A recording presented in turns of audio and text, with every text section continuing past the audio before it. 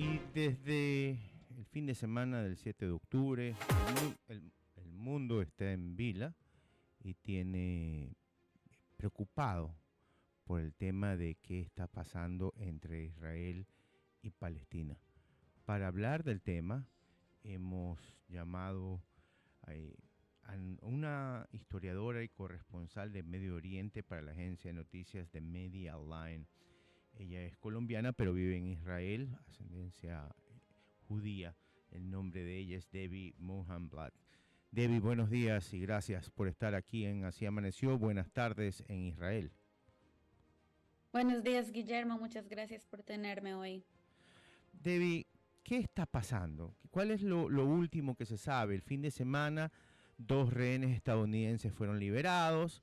Se dice también ya que no solamente Hamas está metido en el tema del bombardeo y el ataque a Israel, que las otras facciones de guerrillas del Líbano y de Irán y de Siria también ya están involucrándose en este tema, pero al mismo tiempo Palestina y Gaza reclaman por bombardeos, donde por ejemplo la semana pasada un hospital en Gaza sufrió un cohetazo, por decirlo de alguna manera, un cohete que cayó, que según Israel dice que no fueron ellos, sino fue los otros, unos terroristas que mandaron mal el cohete y cayó en este hospital. ¿Qué es lo último? ¿Qué está pasando, Debbie, hoy en Israel? Bueno, en realidad tuvimos acá un fin de semana bastante agitado. Primero el viernes en la noche, el Hamas regresó a 2 de las secuestradas, 2 mujeres israelíes y estadounidenses al mismo tiempo. Sin embargo, creemos que este es un movimiento de Hamas para posponer la entrada israelí a Gaza. Siguen habiendo 222 secuestrados en Gaza en las manos del Hamas y se cree que algunos otros en manos de otros grupos terroristas y entre ellos 30 niños por lo menos, el más pequeño de 9 meses. Durante el fin de semana también seguimos recibiendo misiles desde la Franja de Gaza y hacia poblados israelíes. Sin embargo, el sistema de defensa aéreo israelí es muy bueno, se llama la cúpula de hierro, intercepta la gran mayoría de los misiles, no es hermético, hay algunos que logran caer en territorio, pero la gran mayoría son interceptados. También vimos bastantes misiles disparados desde el norte, desde la frontera norte de Israel, desde el sur del Líbano, por el grupo terrorista Hezbollah, que también es un grupo proxy de la República Islámica de Irán. Estos misiles que están mandando por ahora son misiles antitanque para los cuales no tenemos el mismo sistema de defensa. Y por eso el gobierno israelí ha decidido evacuar a más de 30 poblados civiles que se encuentran cerca a la frontera con el Líbano, hasta 5,5 kilómetros.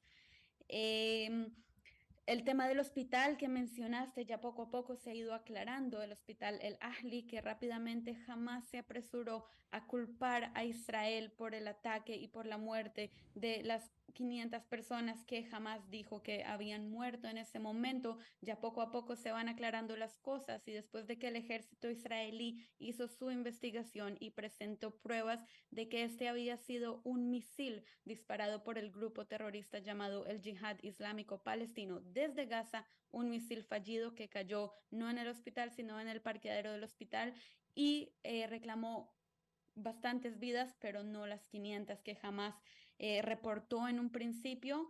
El New York Times, la BBC y la CNN, por ejemplo, ya se han retractado de haber culpado a Israel ciegamente solamente con las declaraciones del Hamas, basado en las declaraciones del Hamas, y poco a poco nos vamos dando cuenta que los medios de comunicación tienen un papel muy importante después de que todo esto sucedió y de que salió en todo el mundo que supuestamente un ataque aéreo israelí le había dado al hospital en Gaza. Vimos los índices de antisemitismo en todo el mundo subiendo hasta el cielo. Así que por eso pido hoy y siempre a todos los medios de comunicación que reporten responsablemente. Debbie, Eh, hablando de responsablemente, ¿se sabe finalmente qué falló ese 7 de octubre? Porque el Estado israelí, el Estado donde estás tú, es conocido por tener un sistema de seguridad casi perfecto. Y digo casi porque ese .01 fue lo que falló ese día. ¿Ya se sabe qué fue lo que falló? No, lamentablemente todavía no se sabe mucho. Israel sigue en peligro y sigue tratando de defenderse en contra de grupos terroristas y proxies de la República Islámica de Irán. Y mientras siga defendiéndose, no van a haber investigaciones concretas en lo que sucedió. El portavoz del ejército israelí ya ha dicho que apenas termine la guerra, el ejército va a investigar a fondo qué fue lo que sucedió y cuál fue la falla por la cual casi 3.000 terroristas lograron entrar al territorio israelí y masacrar comunidades enteras. Es un golpe muy fuerte para todos los israelíes y también afecta en la sensación de seguridad que normalmente tienen los ciudadanos israelíes. David, tú eres colombiana, según lo que pude leer, y regresaste a Israel y hiciste la militancia en el ejército. ¿Por qué el ejército israelí es tan temido en el mundo? ¿Por qué es tan fuerte, siendo un país que no es tan grande hoy en día en comparación con otras potencias, pero todas siempre se dan la vuelta a Israel en tema de seguridad? ¿Por qué es esto?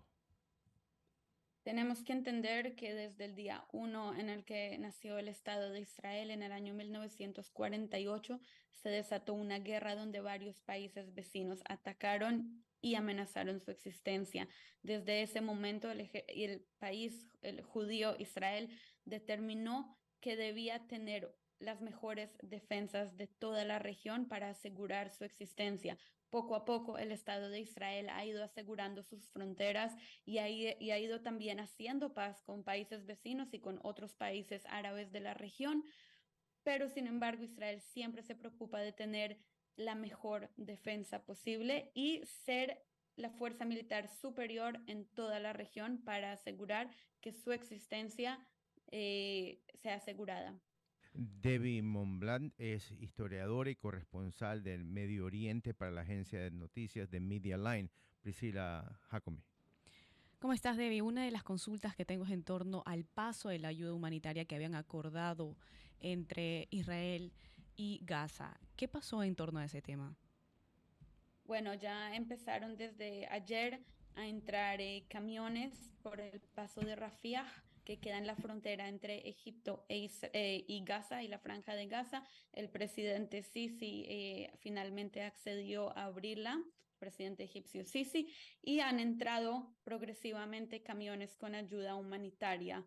Israel ha puesto la condición de que esta ayuda tiene que llegar a las manos de los civiles de Gaza en necesidad y no a las manos de la agrupación terrorista. Jamás quienes usan este tipo de recursos para su propio bien y para crear más infraestructura terrorista como ya lo lleva haciendo por 18 años desde que Israel abandonó la Franja de Gaza en el 2005. Y Para otra de Israel las medidas que había tomado Israel había sido cortar los suministros, por ejemplo, de electricidad, de agua. ¿Eso se mantiene? No, en este momento no. En un principio Israel lo había hecho para tratar de presionar al Hamas de liberar a los más de 200 secuestrados que tiene en su mano. Sin embargo, Israel ha abierto el suministro de agua y tenemos que tener algo muy claro, y es que en el momento que los casi 3.000 terroristas de Hamas se infiltraron a Israel, dañaron 9 de las 10 líneas de electricidad por las cuales Israel le provee electricidad a Gaza, lo que hace mucho más difícil la llegada de electricidad al territorio gazatí. Estamos conversando con la periodista colombiana que vive en Israel, Deni Mohablat. Debbie, ¿cuál crees, en tu opinión, como periodista, que sería la solución a este problema que no es de ahora, es de muchos años? En 1973, si no me equivoco, fue la última vez que hubo una guerra tan cruenta como la de ahora. ¿Cuál crees tú que es la solución a este problema tan difícil y tan controversial, que no es solamente político, geopolítico, sino también religioso? Bueno, pienso yo que lo más importante que debe suceder ahora es erradicar la infraestructura militar del Hamas, que como te repito, es un grupo terrorista Lo tenemos claro. que, que tiene como objetivo aniquilar el Estado de Israel. Ayer justamente estuve en una rueda de prensa con 10 senadores estadounidenses liderada por el senador Lindsey Graham, y lo que aseguraban estos senadores es que en el momento de que Hamas ya no gobierne más la Franja de Gaza, los palestinos de esa zona van a tener un futuro mejor. Sabemos que la paz puede llegar a conseguirse. Por ejemplo, el peor, que mencionaste ahora, la guerra de Yom Kippur, el peor enemigo de Israel y la amenaza existencial de Israel era Egipto. El país Egipto, uno de los países más fuertes de la región también. Después de la guerra de Yom Kippur se consiguió la paz, y hasta hoy, desde el año 1979 y hasta hoy, Israel tiene una frontera segura con Egipto. Hay paz, hay cooperación económica y hay cooperación en muchos otros campos también. Entonces, cuando no está un grupo terrorista al mando de los palestinos, en este caso en la Franja de Gaza, podemos pensar en la reconciliación y podemos pensar en un acuerdo de paz. Siempre y cuando haya un grupo que quiere aniquilar el Estado de Israel y que no acepta su existencia, es imposible hacerlo. Debbie, mi última pregunta, porque el tiempo ya se me acabó muy corto. ¿Cuántas veces al día tienes que ir a los búnkers por alarmas de posibles cohetes que estén lanzando? Bueno, yo me encuentro ahora en la ciudad de Tel Aviv. Acá tenemos alrededor de 1 minuto y medio para correr al búnker en el momento que suena la sirena y nos avisa que han lanzado misiles hacia nuestra zona. En los últimos días, en las últimas 2 semanas, entre 4 y 6 veces al día. Sin embargo, los poblados israelíes que se encuentran más cerca de la zona de Gaza van muchas veces más al día y tienen mucho menos tiempo. Hay poblados que tienen nada más 15 segundos para Wow. llegar a un búnker. Debbie, muchísimas gracias. Espero que todo mejore. Ese es el único deseo que le podemos desear desde lo lejos y que la paz sea